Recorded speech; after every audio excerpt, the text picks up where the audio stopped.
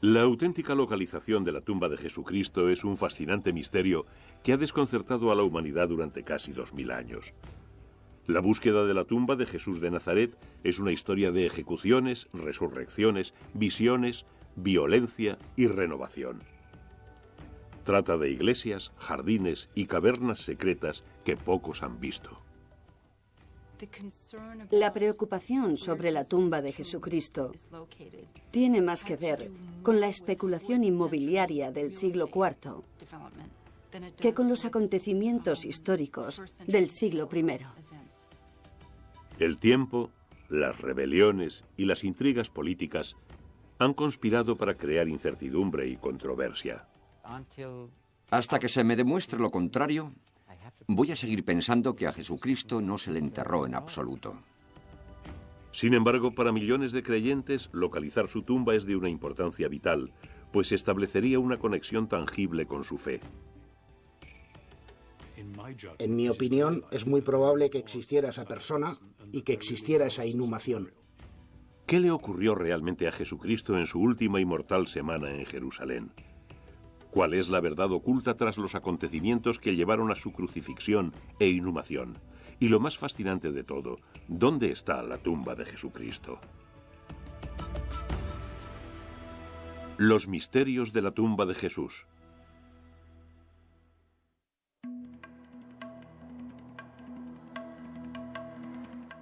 La oscuridad se apodera de la tierra.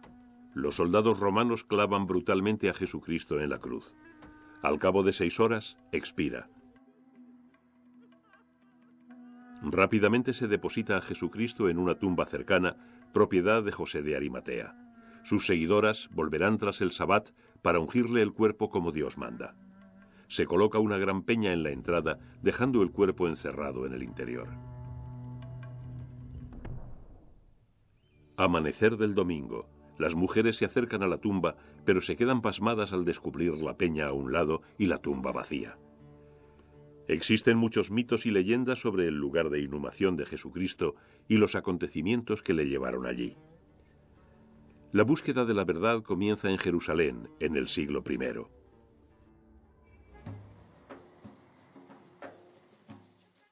Si vas a Jerusalén hoy en día, es un auténtico remolino de cosas que ocurren al mismo tiempo, con diferentes grupos de gente con intereses diversos tratando de abordarte por la calle y especialmente durante las fiestas. Hay mucha tensión política, mucha presencia militar y todo lo demás, aunque irónicamente eso nos permite comprender mejor lo que ocurría hace 2000 años. Basta con cambiar las caras y las etiquetas y te encuentras con una situación muy similar. El centro espiritual de los hebreos durante siglos, la ciudad de Jerusalén, fue conquistada por el general romano Pompeyo en el 63 a.C. En el siglo I de la era cristiana es una metrópoli, una de las ciudades más grandes de esta parte del mundo. Sigue bajo dominio romano, pero el pueblo suspira por su libertad. Tras la llegada de los romanos, se produjeron 4 grandes rebeliones en los siguientes 200 años. De modo que algo iba mal, muy mal entre la patria judía en tanto que colonia y el imperio romano en tanto que imperio. En parte porque en la Torá, en la ley judía, la tierra pertenece a Dios y debe ser distribuida justa y equitativamente entre todos los judíos. Naturalmente, desde el punto de vista de los romanos, la tierra pertenece a ellos, puesto que se la han arrebatado. Así es la guerra. ¿Y qué problema hay? En este sentido, hay un conflicto entre el concepto judío de la justicia y el concepto romano del poder. Esta situación compleja y precaria resulta evidente entre la jerarquía política. En el año 30 de la era cristiana, la ciudad es gobernada rutinariamente por el gran sacerdote judío Caifás, que debe rendir cuentas ante el gobernador romano Poncio Pilato. Los romanos y los altos sacerdotes, concretamente el gran sacerdote y la aristocracia judía, colaboraban estrechamente. Si ocurre algo en Jerusalén que altere el orden público, se considera responsables a los sacerdotes, por lo que estos se implican a fondo en mantener las cosas lo más tranquilas posible. Y tanto ellos como el gobernador son responsables ante el emperador, lo que implica que el gobernador también desea que el gran sacerdote haga su trabajo adecuadamente y con eficacia. Nadie quiere un baño de sangre si se puede evitar. Hay una relación compleja entre estos diferentes frenos y contrapesos del poder. Pero los romanos tienen el as en la manga todo el rato. En cuanto hay un problema, aprietan el botón y lanzan a sus matones a hacer justicia. Y la justicia significa cruces y un montón de sangre. Justamente en este ambiente tan cargado, Jesucristo y un creciente número de seguidores vienen a pasar la fiesta de Pascua. La Pascua celebra el éxodo de la esclavitud en Egipto y miles de judíos suben a Jerusalén a celebrarla. Pero la excitación de los ánimos durante la fiesta suele convertirse en hostilidad hacia Roma y Caifás es el encargado de mantener la paz.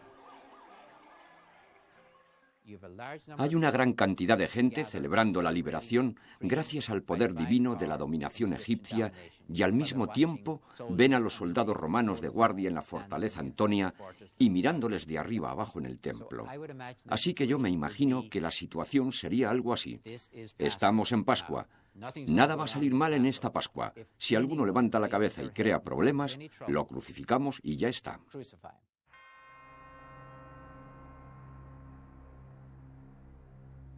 Muchos judíos desean desesperadamente independizarse de Roma. Desde hace generaciones ruegan porque les llegue un Mesías, un ungido, para liberarles de sus opresores. Supuestos Mesías ganan adeptos, pero ninguno les libera de los romanos. Una antigua profecía afirma que el verdadero Mesías entrará humildemente en la ciudad a lomos de un burro. Y los evangelios del Nuevo Testamento, los de Mateo, Marcos, Lucas y Juan, coinciden en que esto es exactamente lo que hace Jesucristo. Llegaban muchos peregrinos para rezar y conmemorar, hacer sacrificios y pagar en el templo por los sacrificios. Ese momento y ese punto de entrada eran muy significativos. La puerta dorada, la entrada oriental, era la entrada del supuesto futuro Mesías. La entrada triunfal narrada en Juan y Marcos describe a Jesucristo acompañado por la ciudad, por peregrinos en éxtasis comentando la llegada del Mesías y del reino de Dios. Es un gran momento cumbre de los evangelios. Que aparezca cualquiera pretendiendo ser un Mesías, eso ya es un acontecimiento político y religioso para los judíos. Pero puesto que el César es divino, también es una amenaza religiosa para el César. Cuando Jesucristo habla sobre el reino de Dios, está comentando en cierto sentido el aspecto que tendría el mundo si Dios se sentara en el trono del César. Y ese tipo de comentarios al César le ponen de los nervios. Sé que Jesucristo sabía que lo que estaba haciendo era peligroso. Si conocía su tradición, y estoy completamente convencido de que la conocía, sabía que la descripción que hace Job de los profetas no es muy agradable. La reputación de los profetas era la de tener vidas cortas y muertes asquerosas. Eso como mínimo. Con esta entrada tan en olor de multitudes y con su primer gesto simbólico en Jerusalén, Jesucristo declara que la antigua profecía mesiánica se está cumpliendo. Las autoridades religiosas y políticas se enrabietan. Jesucristo no debe vivir para ver otra Pascua.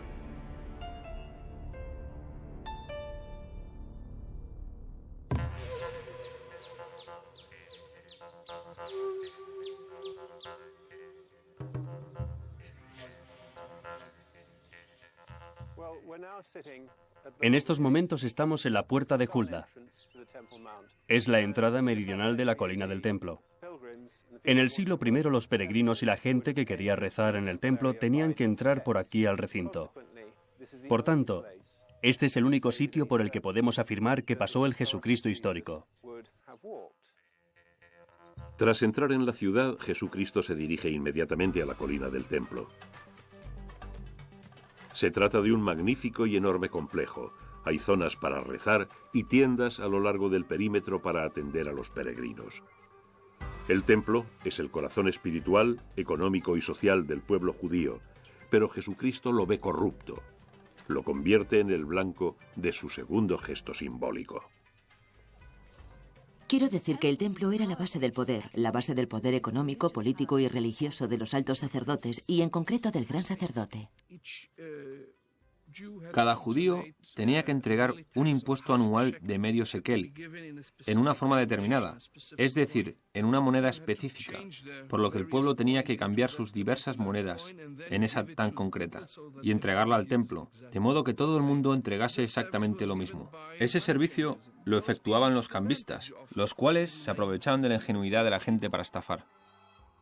Lo que hace en el templo, tirando las mesas de los cambistas, parece en realidad una representación teatral de una parábola que afirma que todo el sistema está corrompido y que se acerca el juicio de Dios. Y Dios va a hacer algo muy novedoso, lo que induce a pensar en que lo va a hacer a través del propio Jesucristo, aunque eso no resulta inmediatamente evidente. Los gestos simbólicos de Jesucristo encarnan el mensaje radical que ha estado predicando. Muchos especialistas piensan que tiene un programa muy bien pensado. La dinámica social, política y religiosa de Jerusalén durante la Pascua convierten esta fiesta en un barril de pólvora, y Jesucristo es la cerilla que va a hacerlo estallar. Jerusalén es un polvorín. Miles de judíos, incluyendo a Jesucristo, se amontonan en la ciudad por Pascua. Los soldados romanos están en alerta. El llamativo gesto de Jesucristo en el templo amenaza la paz. Según los evangelios, es arrestado y llevado ante el gran sacerdote Caifás. El retrato que tenemos de Caifás es el de un astuto y veterano político. Es un hombre duro que está de vuelta de todo. Ha visto ir y venir revoluciones, ha visto ir y venir Mesías. En lo que a él respecta, Jesucristo no es más que otro supuesto Mesías, otro supuesto profeta que provoca desórdenes que van a acabar, si no tenemos cuidado, por hacer que Roma nos asiente su pesada mano. Por tanto, lo mejor es deshacerse de él de cualquier forma. En última instancia, es posible imaginar a Caifás comprendiendo lo que hace Jesucristo. Pero es muy peligroso. Si esta persona consigue suficientes seguidores, aunque él sea no violento, ¿la multitud que le sigue seguirá siendo no violenta? ¿Y si los romanos intentan dispersarlos, seguirán siendo no violentos? Eso es un peligro y la manera más fácil y segura de resolverlo es liquidando a Jesucristo. Caifás envía a Jesucristo ante Poncio Pilato, el gobernador romano, con la recomendación de que se le ejecute. Lo interesante de Jerusalén en los días de fiesta es que actuaba como una lente de aumento para las actividades de cualquier líder popular. No es tanto el mensaje de Jesucristo, sino la cantidad de sus seguidores en la ciudad lo que le lleva al patíbulo. Si no hubiera sido alguien con una cantidad significativa de seguidores en ese momento, Pilatos no hubiera utilizado el dinero de los contribuyentes para efectuar una crucifixión innecesaria. El retrato de Pilato es en muchos sentidos más aburrido de lo que te esperas. Tiene que mantener la ley y el orden en la provincia, cosa bastante difícil. Y también tenía que cortarle las alas a cualquier incipiente rebelión. Por perturbar la paz, Pilato juzga a Jesucristo culpable de sedición, un crimen político, y lo condena a muerte. Pero no a cualquier muerte.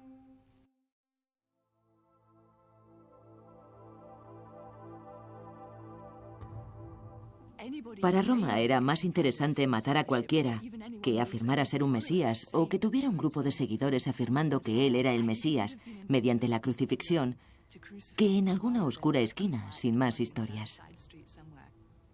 Desde hacía bastantes años antes de la época de Jesucristo, la crucifixión era uno de los símbolos clave del mundo romano, porque los romanos se dedicaban mucho a crucificar a la gente. No eran los únicos que crucificaban, pero sí que los romanos lo hacían a menudo. La crucifixión era todo un punto. A nadie se le crucifica en mitad de ninguna parte. Tiene que ser un espectáculo porque el objetivo de la crucifixión es controlar a las masas, desanimarlas de que emprendan una actividad política. Es una manera de decir, no hagas lo que hizo este o acabarás como él. Era una especie de aniquilación casi metafísica. No queda nada que pueda ser enterrado. Y no tendrás una tumba en donde tu familia pueda venir a recordarte. Tampoco serás enterrado junto a tus antepasados y descendientes. Te destruiremos, te aniquilaremos, ni siquiera te enterraremos. Jesucristo y dos más son sacados fuera del recinto de la ciudad, clavados en la cruz y abandonados para morir. El lugar es el Gólgota, o lugar de la calavera. Se sabe que algunos crucificados duraron vivos varios días en la cruz, pero Jesucristo muere al cabo de 6 horas. Se echa la tarde encima del lugar de la calavera y con ella llegará el Sabbat. De acuerdo con la ley judía, no se puede efectuar tarea alguna durante el Sabbat, de modo que hay que enterrar a Jesucristo antes del crepúsculo.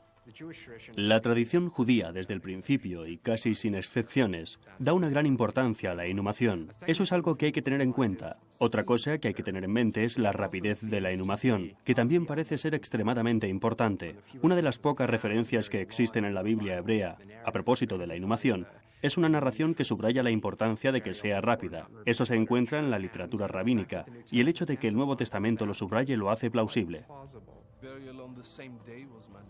La inhumación en el mismo día era reglamentariamente correcta. Incluso en el caso de un criminal, está prohibido dejar su cuerpo en la cuerda o en la cruz, o en el lugar de la ejecución. Hay que enterrarlo el mismo día. ¿Que si sé como historiador si Jesucristo fue adecuadamente enterrado o no? No, tengo la misma información que cualquiera. Los cuentos de los evangelistas, que presentan los mismos problemas históricos que acabo de mencionar. Lo mejor que se puede hacer es intentar imaginar lo más probable. Los detalles básicos de la inhumación de Jesucristo, el hecho de que el cuerpo se envolviera en lino, de que se le enterrara deprisa, de que se le añadieran especias, todo eso ya está en la tradición judía. Es decir, que no existe una narración original y única del entierro de Jesucristo. Se diferencian en pequeños detalles. Pero los detalles básicos, tal y como aparecen en los 4 relatos, encajan plausiblemente con un contexto judío. En los últimos 60 años hemos aprendido mucho sobre las tumbas excavadas en la roca en la zona de Jerusalén. Lo primero, que las excavaban en la roca. Lo segundo, que se cerraban con una roca. Lo tercero, que normalmente la entrada era muy baja y había que inclinarse para entrar. Dentro había bancos de piedra en uno o más lados, en donde se dejaban los cuerpos, de modo que no se trata de que el cuerpo se metiera en un ataúd. De hecho, el cuerpo se dejaba en una repisa de piedra. La segunda fase de un entierro judío normal se daría como un año después o más. Entonces, se abriría la tumba y el cuerpo podrido, del cuerpo podrido solo quedarían los huesos, que serían reunidos y guardados en un depósito, dentro de la tumba misma, en la propia cueva de la inhumación, o según la costumbre del siglo I de la era cristiana, en un contenedor de piedra prefabricada. Un osario se parece mucho a una tumba, pero es mucho más pequeño. Solo necesita tener unos 50 centímetros de ancho y unos 30 de profundidad. Ahí es donde se colocarían los huesos de un individuo. Seguro que hay explicaciones teológicas para ello, pero también sirve para ahorrar espacio. Es lógico porque una inhumación completa ocupa mucho más sitio que un osario. Y el osario se puede poner en cualquier parte. No hace falta enterrarlo. Está cerrado y se deja en cualquier rincón de la cripta. Naturalmente, dadas las creencias judías sobre la muerte y la inhumación, no se enterraba a la gente dentro de la propia ciudad. De hecho, es algo muy interesante. Aquí estoy hablando en la abadía de Westminster y hay tumbas por todas partes. Hay que pasar por encima de todo tipo de tumbas para llegar a mi puerta delantera. No digamos ya para ir a escuchar una misa a la iglesia. Pero los judíos no enterraban a la gente por donde luego iban a pasar andando. Eso se hacía fuera de la ciudad. Entonces excavaron grutas en determinados terrenos. Y los cuentos dicen que José era un hombre rico que poseía un terrenito con una gruta. Y que como era una gruta nueva sin ningún otro cuerpo dentro, logró convencer a Pilatos para que le dejara llevarse el cuerpo de Jesucristo y enterrarlo allí. José de Arimatea es un personaje difícil de seguir. Se le describe como partidario de Jesucristo, a pesar de sus vínculos con los círculos del poder de Jerusalén. De modo que hay un montón de pequeñas incoherencias en la manera en que se describe el cuento del entierro. Claro, dado que ninguna otra fuente nos habla de José, eso es un campo abonado para los escépticos. Se puede decir que alguien se lo inventó y que nunca hubo un entierro y esto y aquello y lo demás allá. Es difícil de imaginar lo que realmente pudo haber pasado. Es difícil de imaginar cómo se le transmitió el mensaje a Pilatos desde el lugar de ejecución de que Jesucristo ya había muerto y de si por favor nos podíamos quedar con el cuerpo. No me parece un guión realista. Casi todo es posible. La cuestión es si es probable. En mi opinión es muy probable que realmente existiera esa persona y que realmente se diera esa inhumación. Jesucristo es rápidamente envuelto en lino y colocado en la tumba de José. Sus seguidoras pretenden volver después del Sabbat para preparar su cuerpo para el entierro. Se hace rodar una gran piedra contra la entrada. El domingo por la mañana las mujeres descubren que la piedra no está en su sitio. El cuerpo de Jesucristo se ha esfumado.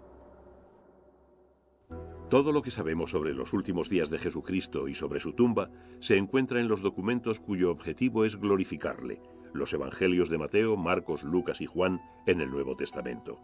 Pero los evangelios no son documentos de testigos visuales. Surgieron de una tradición oral y fueron transcritos al papel unos 40 años o quizá muchos más después de su muerte.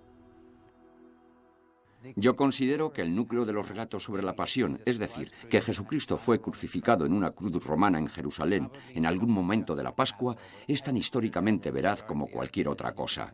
No hay ninguna duda al respecto. El problema son los detalles. ¿Son esos detalles históricamente reales o son parábolas inventadas por la Iglesia primitiva? Ese es el verdadero corazón del asunto.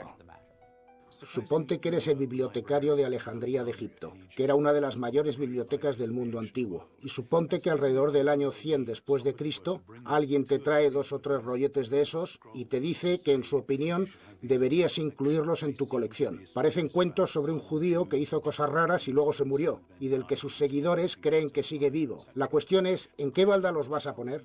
¿A qué categoría pertenecen? ¿Los vas a poner con los libros religiosos? ¿Con los de misterio? ¿Con los fantásticos? ¿Los pondrás con las obras de historia? ¿Dónde los pones? Lo que nosotros consideramos historias no existen mucho antes del Renacimiento. Los autores antiguos no tratan de identificar datos apoyándose en fuentes, comprobando en archivos, creando un contexto crítico para Jesucristo y luego comparándolo con la posible veracidad de la tradición que han heredado. Lo que están haciendo es proclamar un mensaje de salvación. Quieren que la historia sea convincente y atractiva. El problema de examinar todos esos textos es que son muy parciales. Son obras literarias. Están llenos de teología, llenos de retórica, de política, de apologética. Es absolutamente necesario, totalmente, completamente, absolutamente necesario considerar a Mateo, Marcos, Lucas y Juan como literatura del siglo I. De otro modo, empezamos inmediatamente a equivocarnos. No existe un punto de vista que sea el punto de vista de nadie. Así que desde ese punto de vista, los evangelios son como los periódicos. Es decir, cuentan cosas que realmente ocurrieron, pero les dan un giro particular, como todo periodista de la raza humana ha hecho siempre. Veamos, el término evangelio significa buena nueva. Todo escritor de evangelios admite que no está escribiendo una biografía, aunque inserte datos biográficos, que no está escribiendo historia, aunque inserte datos históricos, que no está escribiendo artículos periodísticos. Y si eso es lo que quieres, es tu problema. Yo escribo evangelios. Y te cuento por qué esto es una buena nueva para ti, aquí y ahora. Los redactores del evangelio también escribían por razones sociales y políticas. Y cada uno se dirige a un grupo distinto de cristianos en un contexto particular, en una época concreta. Parece que se tomaron bastantes libertades con la tradición que conocían, la tradición fundamental sobre Jesucristo, pero adaptándola a las necesidades de la gente para la que escribían. Por todas esas razones, no podían estar escribiendo historia tal y como nosotros esperaríamos que fuera escrita por un autor moderno. Están haciendo otra cosa, y lo verdaderamente interesante y arduo de su producción es que contiene una mezcla de ficción y realidad. Las búsquedas de la tumba se basan generalmente en los datos suministrados por los evangelios, pero las descripciones de la tumba y de su localización son, en el mejor de los casos, muy vagas. La destrucción de Jerusalén tras la rebelión antirromana del 66 después de Cristo oscurece aún más el emplazamiento de la tumba.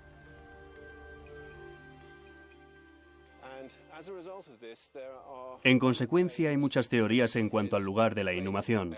Detrás de nosotros pueden verse al menos 2 especialmente famosos. Tenemos en primer lugar la cúpula de plomo gris de la iglesia del Santo Sepulcro, y al norte está la tumba del jardín.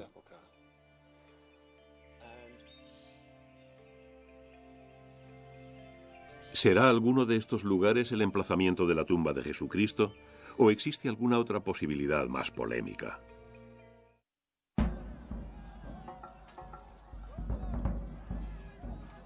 En el año 312, Constantino y Magencio, rivalizando por el poder del Imperio Romano, se enfrentaron en una batalla. La leyenda afirma que Constantino alzó sus ojos al cielo y vio una cruz en llamas con una inscripción que decía: «Con este signo vencerás». Constantino derrota a su enemigo y se hace con el poder absoluto. Se convierte al cristianismo, la fe a la que atribuye su victoria. Desde los tiempos de Nerón, los cristianos habían sufrido una serie de persecuciones por ser antirreligiosos y antipatriotas. Se les castiga de diversas maneras, pero fundamentalmente se les mata por diversión en los anfiteatros. La conversión de Constantino acaba con las persecuciones, convierte el cristianismo en religión estatal y promete encontrar el lugar en donde todo empezó, el sitio de la inhumación y de la resurrección. La preocupación por localizar la tumba de Jesucristo tiene más que ver con la especulación inmobiliaria en el siglo IV después de Cristo que con los acontecimientos históricos del siglo I. Constantino se convierte en 312 y su madre se marcha a Tierra Santa a hacer una gira por los lugares sagrados de los cristianos. Jerusalén se había convertido en un gran centro de peregrinación y la decisión de crear uno de estos centros era responsabilidad de las autoridades. Por lo tanto, les venía de perlas un lugar de inhumación preciso, en donde los peregrinos pudieran rezar. Entre el 325 y el 328 después de Cristo, Helena, la madre de Constantino, visita Jerusalén. Una de las leyendas sobre su peregrinación cuenta cómo encontró la Vera Cruz. Otra afirma que encontró el lugar del entierro y la resurrección. Los especialistas rechazan estas leyendas, pero creen que ciertos datos sobre la localización del Gólgota pudieron haber sobrevivido en las tradiciones orales internas del cristianismo, datos que llevaron a Constantino a cavar en un lugar concreto dentro de los muros de la ciudad. Ese lugar había sido en un primer momento una cantera. Hay que imaginar una cantera en desuso, con un montón de piedras por labrar en el centro, como se suele ver en las canteras abandonadas. Alrededor del borde de la cantera estaría el muro de la cantera. En el centro un jardincillo. Y en el muro, algunos devotos judíos habrían excavado tumbas para ellos mismos. Y luego, ante su gran sorpresa, eso es lo que cuenta en griego Eusebio, el gran comentarista, en su narración sobre el descubrimiento de la tumba, más allá de toda esperanza, más allá de toda previsión, fue revelado el lugar de nuestra salvación. No hay ninguna duda sobre lo que esto significa. Significa el lugar en el que se dio la resurrección, y Eusebio no se extiende al respecto. Solo utiliza una palabra griega para describir la tumba, a la que ni siquiera denomina tumba, la llama antron, o sea, cueva. De lo que sí podemos estar seguros es de que la tumba que la gente de Constantino descubrió se encuentra hoy en día en el interior de la iglesia del Santo Sepulcro. Así que la pregunta es, ¿cómo supieron que esa era la buena? O sea, es la pregunta de los $64.000. Los especialistas creen hoy en día que los enviados de Constantino descubrieron una serie de tumbas judías del siglo I excavadas en la roca. Pongámoslo más difícil. ¿En qué se basaron para elegir? Nadie en absoluto lo sabe. Creo que no debemos perder de vista que el emperador dijo que tenía que hacerse así, o que el obispo de Jerusalén quiso realzar el prestigio de su ciudad y tenía muchas ganas de encontrar la tumba. Pero creo que también hay que plantearse la pregunta, ¿cómo puede una mente muy inteligente, de matrícula de honor como Eusebio, llegar a autoconvencerse? ¿Fue solo porque el emperador dijo que haya una tumba? A mí me parece que desde el siglo I el lugar de la crucifixión pudo quedar olvidado durante siglos, pero cuando el emperador o la madre del emperador llega y dice que quieren construir una magnífica basílica sobre el emplazamiento de la tumba, no vas y le replicas, perdone Alteza, pero es que no sabemos dónde fue. Por supuesto, vas a decir algo. Creo que lo más probable es que hubiera grafitis o inscripciones grabadas en la roca por fuera, o quizá incluso por dentro de la tumba. El tipo de inscripciones que se suelen encontrar normalmente en las primitivas tumbas cristianas. En este caso habría algo parecido a la gran frase griega, Cristo se ha alzado, o Jesucristo está aquí. Por razones desconocidas, los agentes de Constantino señalan una tumba como objeto de veneración. En ese momento lo que ocurrió fue que sus ingenieros cortaron y se deshicieron de todo el muro, dejando un simple cubo de piedra que contenía la tumba identificada como la de Jesucristo. El cubo exento es entonces convertido en sepulcro y rodeado por un edículo, palabra de origen latino que significa pequeño edificio. Constantino ordena que se construya un majestuoso complejo eclesial en ese lugar y en el 336 después de Cristo la iglesia del Santo Sepulcro queda consagrada. Una gran rotonda protege el edículo y en el patio adyacente la roca del Gólgota se deja en su lugar con una réplica de la cruz plantada en la cima. La iglesia permanece intacta durante 7 siglos hasta los desastrosos acontecimientos de 1009. El califa fatimí de Egipto, Al-Hakim, en mi opinión, simplemente se volvió loco y ordenó la destrucción de todas las iglesias cristianas de sus dominios, y muy particularmente la destrucción de la iglesia del Santo Sepulcro de Jerusalén. De hecho, se supone que sus ingenieros quitaron el cubo. Nadie sabe a ciencia cierta cuánto cortaron, pero es muy posible que después de eso solo quedara el suelo y algunos trocitos de las paredes originales. Jerusalén fue conquistada muchas veces a lo largo de su larga y sangrienta historia. Los musulmanes tomaron la ciudad en 638 después de Cristo, pero los cristianos aún pudieron seguir con sus peregrinaciones. Más tarde, bajo el gobierno de los turcos selyúcidas, esas visitas fueron prohibidas. En consecuencia, en 1095, el Papa Urbano II inicia la primera cruzada, cuyo objetivo es reconquistar los lugares sagrados cristianos, y el principal de ellos es la tumba de Jesucristo. Cuando los cruzados llegaron a Jerusalén en julio de 1099, no existía una iglesia, tal y como ahora lo entendemos, en el emplazamiento del Santo Sepulcro. Había un patio rodeado de sepulcros. En menos de 50 años, los cruzados lograron uno de los conceptos arquitectónicos más asombrosos de la historia, porque decidieron juntar bajo el mismo techo el lugar de la muerte de Jesucristo y el de su resurrección. Los cruzados reconstruyeron el edículo y supervisaron la construcción de una gigantesca basílica en el solar del complejo de Constantino. La reconstrucción de la iglesia del Santo Sepulcro se terminó en 1169. En la entrada se encuentra la piedra del ungido, en donde se cree que Jesucristo fue depositado tras ser descendido de la cruz. A la derecha, 18 escalones conducen a la capilla del Gólgota y al altar de la cruz.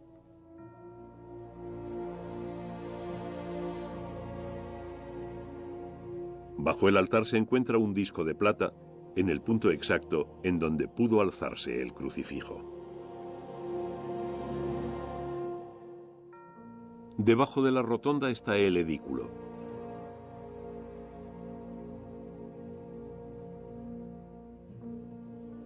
Al entrar, nos encontramos con la capilla del Ángel y con el altar de la piedra rodante. Más adelante está la cámara de la tumba, que contiene la piedra funeraria en donde se cree que descansó el cuerpo de Jesucristo.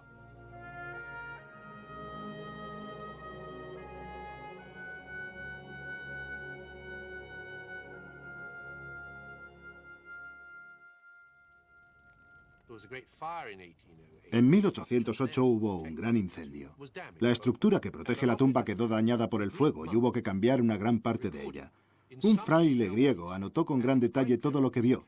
De estas notas se deduce claramente que las paredes de piedra labrada de la tumba tenían unos 4 codos de altura. Ahora bien, si sobrevivieron a lo de 1809, cuando este fraile griego hizo sus anotaciones, indudablemente es porque habían sobrevivido a la destrucción de 1009, 8 siglos antes. El edículo se reconstruyó una vez más y desde 1809 nadie ha visto lo que queda de la tumba original por debajo de él.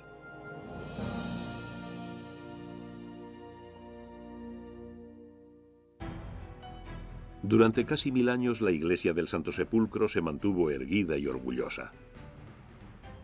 Pero en la profundidad de la tierra, bajo sus sagrados sepulcros, algo ha caído en el olvido, algo que poca gente y aún menos cámaras han visto nunca. La iglesia del Santo Sepulcro se construyó sobre lo que Constantino el Grande creía que era el lugar de la crucifixión y de la resurrección. En el nivel inferior se encuentra la capilla de Santa Elena. Lo más notable de esta antigua capilla es lo que se halla detrás de esta puerta moderna. Síganme. Este estrecho pasillo conduce a una serie de enormes cavernas. Las paredes de piedra atestiguan claramente que este lugar se empleó antiguamente como cantera. No supimos que todo esto existía hasta hace 25 años, cuando el Santo Sepulcro fue restaurado y se abrió toda esta zona. Las excavaciones armenias descubrieron restos de cerámica romana del siglo I, fragmentos de mosaico y cisternas que pudieron ser empleadas por los cristianos primitivos para sus bautizos. En la época de las excavaciones, encontramos primero este lugar. Luego, cuando encontraron esta sala, encontraron un dibujo de un barco del siglo IV. Debajo de él había una inscripción que decía Dominos y Vimos, que significa Señor, allá vamos. Es decir, lo lograron. Lograron llegar hasta Jerusalén como peregrinos. Luego, bajando más hacia los cimientos, encontramos unos cuantos lugares más. El descubrimiento de estas cavernas, jamás vistas por el público, confirma que Constantino construyó su complejo sobre una cantera abandonada. En tiempos de Jesucristo, las canteras a menudo se utilizaban como lugares de ejecución porque se encontraban fuera de los muros de las ciudades. Pero la iglesia del Santo Sepulcro está claramente dentro de la ciudad. ¿Quiere esto decir que Constantino se equivocó al localizar la tumba? Claro que hay otro sitio en Jerusalén del que mucha gente cree que puede ser la tumba de Jesucristo. Es lo que llamamos la tumba del jardín, saliendo de la puerta del norte por la carretera de Damasco. Desde luego, está fuera de la ciudad actual. Existía un lugar fuera de los muros de la ciudad, una crucifixión debe llevarse a cabo fuera de la ciudad, que se parecía a una calavera, dado que la Biblia designa el sitio de la crucifixión como Gólgota, o sea, lugar de la calavera. Eso les llevó a pensar que pudo haber sido este sitio. Pero en el 950 a.C., el rey Salomón utilizó gran parte del lugar para la construcción del templo. Cuando llegaron a donde se distingue la forma del cráneo, dejaron de excavar, porque a partir de ahí la piedra era caliza y no servía para construir el templo. Pero desde ese momento, 950 a.C. hasta 1956, en que se construyó una estación de autobuses, nada se construyó en ese terreno. Creemos que no se construyó nada porque tradicionalmente se dice que es un antiguo lugar judío para ejecuciones. En realidad por la zona se le conoce como Bet Jesakila, o sea, el sitio de las lapidaciones. Una tumba excavada en la roca apareció en 1867. Nadie le presta la menor atención durante unos 16 años. Hasta que en 1883 el general Charles Gordon, famoso militar británico y hombre devoto, le hace una visita. Vino a esta zona de Jerusalén y sentándose en un balcón, en el extremo septentrional de la ciudad, echó un vistazo panorámico a la zona que hoy es la tumba del jardín y creyó ver la silueta de una calavera en la superficie de la roca. Entonces comentó que ese podía ser el emplazamiento de la tumba de José de Arimatea y por lo tanto la tumba de Jesucristo. La autoridad de semejante personaje abre el camino para la compra del terreno en 1894 por parte de la Asociación Inglesa del Jardín de la Tumba, una fundación de caridad que reúne varias organizaciones protestantes. El jardín se excava finalmente en 1892 por el arqueólogo Conrad Schick. Lo que descubre es notablemente similar a la descripción que hace la Biblia de la tumba de Jesucristo. La mayoría de los arqueólogos admite que esta tumba es la típica tumba judía del siglo I. Aparte de eso, la entrada no es exactamente del tamaño habitual de una tumba judía del siglo I. Normalmente hubiera sido de 1/3 de su tamaño real. Creemos que los cruzados aumentaron el tamaño para que más gente pudiera entrar a rezar. Por debajo de la entrada hay una huella de unos 40 centímetros que sugiere que se hizo rodar una piedra para sellar la entrada de la tumba. El interior de la tumba mide 4,26 metros de ancho, tiene una profundidad de 3,5 metros y una altura de unos 2,5 metros. A la entrada se encuentra la sala de los lloros, donde la gente venía a lamentarse. Más hacia adentro está el estante excavado en la piedra en el que se dice que se depositó el cuerpo de Jesucristo. Es llamativo que en la pared del fondo de la tumba se distingue una cruz pintada con pintura roja, pero es una cruz bizantina. Es una prueba de que los cristianos de los primeros siglos se interesaban especialmente por esta tumba. En los años siguientes el terreno circundante se convierte en un jardín. La Biblia dice que alrededor de la cruz había un jardín y en el jardín una tumba. Ahora bien, hay dos elementos en este jardín que sugieren poderosamente que se trataba de un jardín del siglo I. El primero es un sistema de riego muy antiguo. Es el tercer mayor sistema de riego de toda Jerusalén. Es demasiado grande para que solo se usara por razones domésticas, pero hubiera sido adecuado para un jardín. Luego, en 1926, los arqueólogos descubrieron un antiguo lagar precristiano, pero un antiguo lagar asociado con tanta agua sugiere un jardín del siglo I. Es posible que hubiera una viña. Pudo haber sido la viña de José, pero no hay manera de estar seguros. Los cristianos empezaron a peregrinar al jardín de la tumba. En la época actual recibe 250.000 visitantes anuales. En su mayor parte, son peregrinos cristianos que quieren recordar los fundamentos de su fe cristiana. Creo que ha llegado a haber gente de hasta 40 o 50 naciones o grupos lingüísticos reunida en este lugar. El jardín de la tumba es el auténtico lugar al que hay que llevar a la gente para enseñarles el aspecto de una tumba del siglo I, según se describe en el Evangelio de San Marcos. Aquí se puede ver cómo eran. Yo visité el jardín de la tumba en 2 o 3 ocasiones. De hecho, tengo algunos amigos ingleses que suelen ir allí a trabajar como voluntarios. Es muy bonito, es muy interesante, está muy bien arreglado. Es la típica tumba que nos encantaría que hubiera tenido Jesucristo. Está en un jardín, es tranquila, silenciosa. Puedes ir y casi sentir que está ocurriendo algo en tu presencia. A mí me parece que lo del jardín de la tumba es el último grito. No creo que ese lugar tenga una gran antigüedad, ni se sostenga sobre una gran tradición. Creo que la tradición es muy importante a la hora de identificar sitios, pero es posible que ambos estén equivocados. Los ambiguos datos de los evangelios constituyen toda la documentación escrita que se tiene sobre la tumba de Jesucristo. Hay quien cree que describen el jardín de la tumba, otros que ésta se encuentra en la iglesia del Santo Sepulcro. Aún así hay quienes adoptan una actitud más provocativa. Antes de debatir sobre la tumba de Jesucristo, hay que debatir sobre la inhumación de Jesucristo. Y la cuestión es cómo se enterró a Jesucristo y si efectivamente se le enterró. Por una parte parece una pregunta obvia, o sea, vamos a leer los evangelios. José de Arimatea entierra a Jesús. Bueno, pues ¿cuál es el problema? Por otra parte, a Poncio Pilatos no le interesaría que un delincuente fuera enterrado como Dios manda, porque buena parte del mensaje de la crucifixión es desanimarte. Lo mejor que puedo imaginar es que los romanos lo bajaran de la cruz y lo enterraran en una fosa común con una ración de cal, o en el peor de los casos, que lo dejaran colgado en la cruz, porque eso era lo que los romanos pretendían mediante la crucifixión. Te dejaban en la cruz para que se cebaran contigo las aves carroñeras y los perros.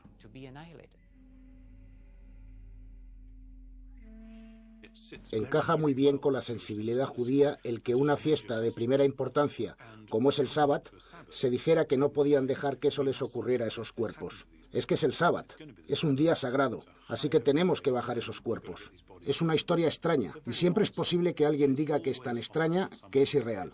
Tan posible como que alguien diga que es tan extraña que por eso es real.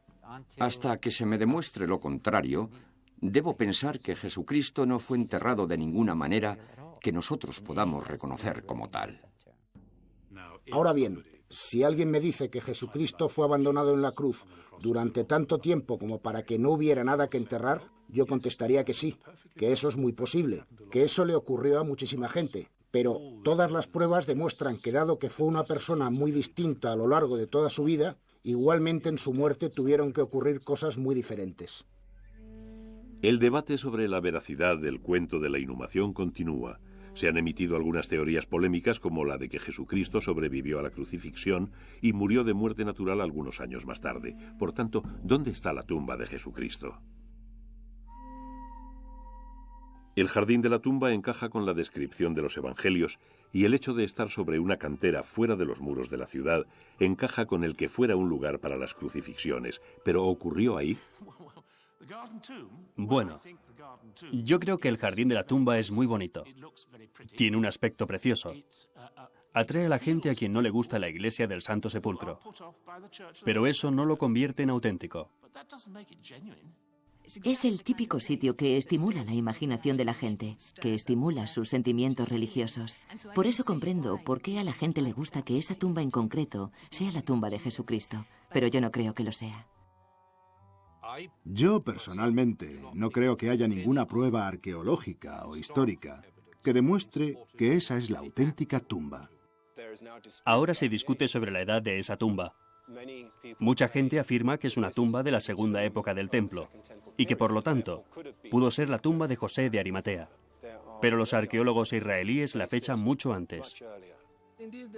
Desde luego que hay un emplazamiento funerario, pero todas las características relativas al labrado de la piedra señalan hacia una época tardía de la Edad de Hierro. Así que, desde un punto de vista especializado, esto no encaja en absoluto con el lugar de inhumación de Jesucristo. Creo que me gustaría subrayar que estamos aquí para que la gente reflexione sobre la muerte, la inhumación y la resurrección de Jesucristo. Por eso creemos que está ahí. Constantino declaró que la iglesia del Santo Sepulcro era el auténtico emplazamiento de la tumba de Jesucristo, pero esa conclusión se basaba en una leyenda local. En la iglesia del Santo Sepulcro notas una sensación de poder, de misterio y de espanto, que en mi opinión es más auténtica que todo lo que han dicho los evangelios. Si existe la menor posibilidad de vincular un lugar actual con la tumba de Jesucristo, yo preferiría que fuera el Santo Sepulcro. Toda ciudad, pero sobre todo Jerusalén, es una entidad dinámica. No paraba de crecer y al extenderse, en algún momento dado, tuvo que llegar hasta el cementerio, por lo que éste tuvo que ser trasladado para que la gente pudiera seguir extendiendo la ciudad. Esto al menos nos da una indicación de que hubo tumbas relativamente cerca de la ciudad. En cuanto se agregaron más casas, hubo que separar a los muertos de los vivos. La iglesia del Santo Sepulcro se encuentra actualmente dentro de los límites de la colonia romana. El gobernante judío Herodes Agripa extendió la ciudad hacia el noroeste por encima del emplazamiento de la tumba. La tumba quedó entonces dentro de la ciudad. Había estado fuera, pero a la altura de 41 o 44 después de Cristo ya estaba dentro. La ventaja del Santo Sepulcro es que no está muy lejos del Calvario. Creo que muy posiblemente el emplazamiento de la tumba de Jesucristo fue ignorado o se olvidó. Quiero decir, ¿por qué iba nadie a venerar la tumba de alguien de quien estaban seguros que había resucitado de entre los muertos? Creo que hay bastantes pruebas a favor de la iglesia del Santo Sepulcro. No creo que haya que ir a buscar otros sitios. Ese es el que está relacionado con la tradición más poderosa.